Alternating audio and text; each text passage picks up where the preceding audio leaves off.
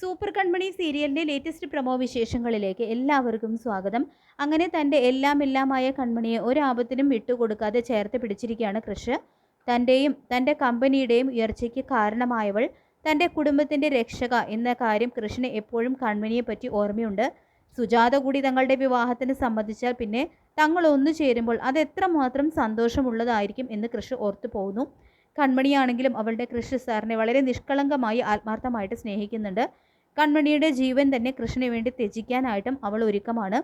അങ്ങനെ മാനസ എന്ന ധൂമകേതുവിനെ അടിച്ചു പുറത്താക്കി കഴിഞ്ഞപ്പോൾ കൃഷ്ണ കൃപയിൽ പഴയതുപോലെ സന്തോഷമൊക്കെ തിരികെ വരികയാണ്. മുൻപ് കൃഷും കൃപയും മാത്രമേ ഉണ്ടായിരുന്നുള്ളൂ എങ്കിൽ ഇപ്പോൾ മൂന്നാമതൊരാൾ കൂടി ആ സ്ഥാനത്ത് വന്നിട്ടുണ്ട്.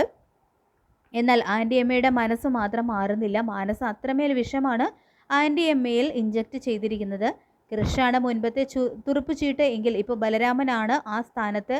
എങ്ങനെയും മാനസയെ ആ വീടിൻ്റെ മരുമകളാക്കിയേ തീരൂ എന്നുള്ള വാശിയിൽ തന്നെയാണ് ആൻറ്റിയമ്മ. മാനസ എന്ത് തെറ്റ് ചെയ്താലും അതിലൊരു കുഴപ്പവുമില്ല എന്നുള്ള തീരുമാനത്തിൽ തന്നെയാണ് ആൻറ്റിയമ്മ.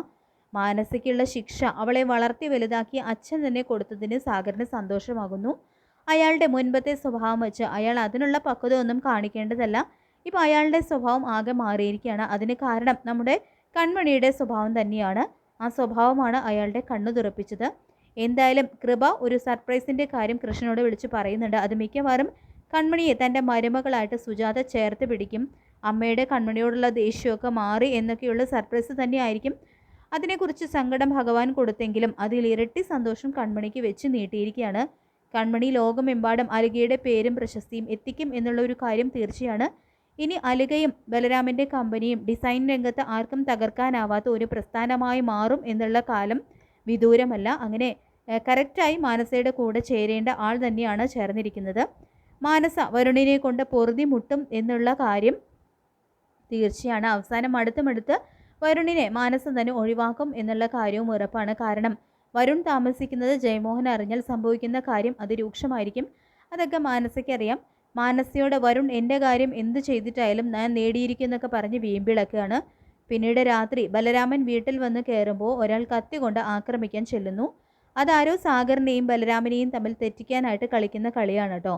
ആ അക്രമി ബലരാമനെ തൊഴിച്ചു വീഴ്ത്തി സാഗർ കുടുംബത്തിൽ കയറി കളിച്ചാൽ നിന്റെ തലയുണ്ടാകില്ല എന്നൊക്കെ പറയുന്നുണ്ട്. പിന്നീട് ഹേമ ജയമോഹൻ്റെ മനസ്സ് മാറ്റുന്ന രീതിയിൽ സംസാരിക്കുന്നുണ്ട്. മാനസ തെറ്റ് ചെയ്തിട്ടുണ്ടെങ്കിൽ തുല്യ തെറ്റ് അവരും ചെയ്തിട്ടില്ലേ എന്നൊക്കെ ചോദിക്കുന്നു. ഭാഗ്യശ്രീ കതക് തുറക്കുമ്പോൾ വീണ് കിടത്തുന്നതെന്ന് എഴുന്നേറ്റ് അക്രമി വലിച്ചെറിഞ്ഞ് കത്തിയെടുക്കുന്ന ബലരാമനെയാണ് കേട്ടോ കാണുന്നത്. എന്നെ ഒരാൾ ഓർക്കാപ്പുറത്ത് ആക്രമിച്ചു എന്നും ഓർക്കാപ്പുറത്തായതുകൊണ്ട് എനിക്കൊന്നും ചെയ്യാൻ പറ്റിയില്ല എന്നും പറയുന്നുണ്ട് ബലരാമൻ. പോലീസിൽ അറിയിക്കാമെന്ന് ഭാഗ്യശ്രീ പറയുമ്പോൾ പോലീസിൽ ഏൽപ്പിച്ചാൽ ചിലപ്പോൾ എന്ന് പറയുന്നുണ്ട് കേട്ടോ ബലരാമൻ. അതെന്തായിട്ട് അങ്ങനെ പറഞ്ഞെന്ന് ചോദിക്കുകയാണ് ഭാഗ്യശ്രീ.